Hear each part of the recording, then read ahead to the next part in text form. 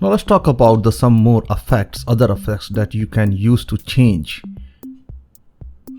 So here you can select the change the effect by 25%, and here you can choose other effects like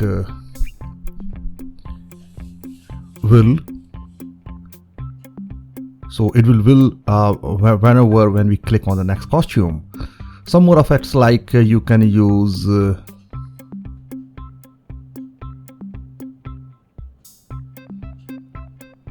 pixelate, mosaic,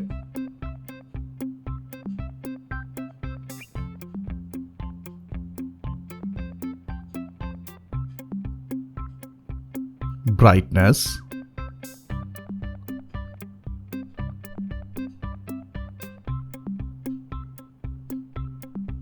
ghost.